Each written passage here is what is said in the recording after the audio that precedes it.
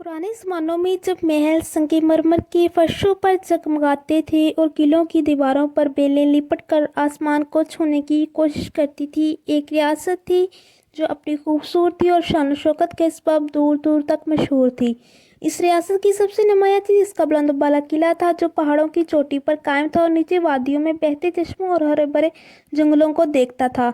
इस किले में एक मलका रहती थी। वो औरत बज़ाहिर नहायत हसीन और वजीहा थी, मगर इसके दिल में एक ऐसी आग जलती थी जो कभी बुझती नहीं थी। वो आग थी हसद की। इसके कमरे में एक जादुई आईना अवेजा था, जो आम आईना ना था। ये आईना ना सिर्फ चेहरा दिखाता बल्कि सच्चाई भी बयान करता। मलका हर रोज़ इस आईने के सामने खड़ी होती और अपनी चमकती आँखों और शानदार लिबास के साथ सवाल करती, ए आईने बता, इस दुनिया में सबसे हसीन औरत कौन है? आईना हमेशा जवाब देता, मोहतरमा रानी, आपसे बढ़कर हसीन कोई नहीं।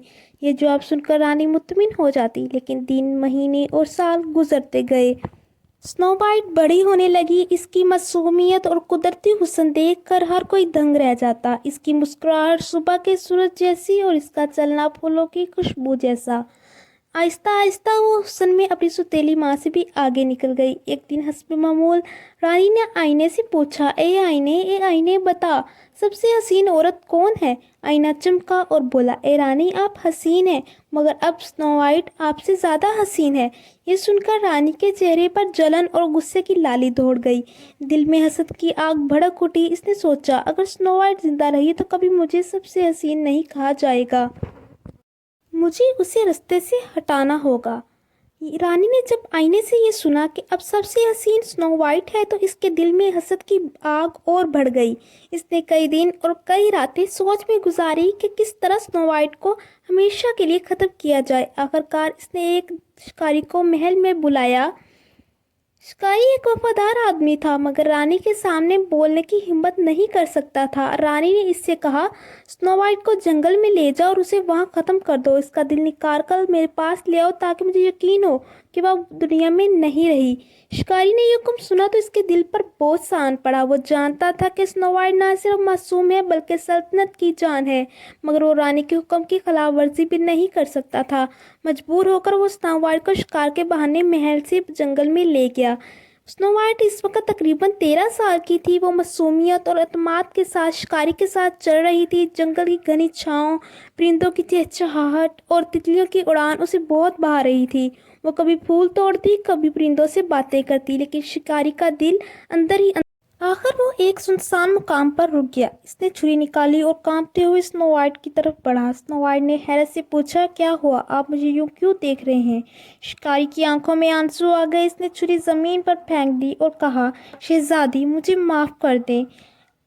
रानी ने मुझे हुक्म दिया है कि मैं आपको कत्ल कर दूं, मगर मेरा दिल ये जुल्म करने को तैयार नहीं। आप जल्दी भाग जाएं और इस जंगल में कहीं छुप जाएं, कभी वापस महल ना आएं, वरना रानी आपको ज़रूर ख़त्म कर देगी। ये सुनकर स्नो वाइट का दिल दहल गया। इसने शुक्रिया अदा किया और आंखों में आंसू लिए भागती हुई जंगल की गहराइयों में निकल गई। शिकारी ने एक हिरन को शिकार किया और इसका दिल रानी के पास ले गया ताकि वो धोखा खा जाए। स्नो वाइट जंगल में भागती रही। वो खौफज़दा थी, कभी झाड़ियों में छुपती, कभी नदी के किनारे रोती। रात होने को थी, अंधेरा फैलने लगा। जंगल की आवाज़ें और जानवरों की हलचल उसे डरा रही थी, मगर फिर भी वो अल्लाह पर भरोसा करके आगे बढ़ती रही। काफ़ी देर बाद उसे एक छोटा सा कुटिया नुमा मकान नजर आया। वो आहिस्ता आहिस्ता इस तरफ बड़ी, दरवाज़ा खुला हुआ था। अंदर जाकर इसने देखा कि सब कुछ अजीब सा है। वहाँ के बर्तन, कुर्सियाँ और बिस्तर सब छोटे छोटे थे। कमरे में 7 छोटे बिस्तर लगे हुए थे। स्नो वाइट थकन से चूर थी। इसने थोड़ा सा खाना खाया जो किचन में रखा हुआ था और फिर एक बिस्तर पर लेटकर सो गई। कुछ देर बाद दरवाज़ा खुला और अंदर 7 बौने दाखिल हुए। ये 7 बौने मेहनती कारकुन थे जो दिन भर पहाड़ों में कीमती पत्थर और सोना निकालते थे। इनके नाम मुख्तलिफ थे, डॉग, ग्रैम्पी, हैप्पी, स्लीपी, बशफुल, स्नीजी, ढोपी। जब वो अंदर आए तो देखा कि इनके बिस्तर पे एक खूबसूरत लड़की सो रही है। वो हैरान हो गए। एक बोना बोला, ये कौन है और यहाँ कैसे आई? दूसरे ने कहा, लगता है थकन से चूर होकर सो गई है, सुबह पहुँचते हैं। इन्होंने फैसला किया कि अभी उसे आराम करने दिया जाए। صبح ہوئی تو سنو وائٹ جاگ گئی۔ اس نے 7 بونوں کو دیکھا تو پہلے گھبرا گئی مگر پھر ان کے نرم رویے سے مطمئن ہو گئی۔ اس نے سب کچھ سچ بتا دیا کہ وہ بادشاہ کی بیٹی ہے اور رانی اسے ختم کرنا چاہتی ہے۔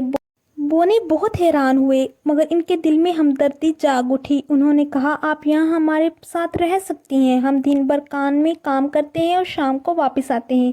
آپ گھر کا خیال رکھنا، کھانا بنانا اور ہمیں دوست بنا کر ساتھ دینا۔ سنو وائٹ نے خوشی خوشی ہاں کر دی۔ وہ خوش تھی کہ اسے ایک نیا گھر مل گیا ہے جہاں سب اسے چاہتے ہیں۔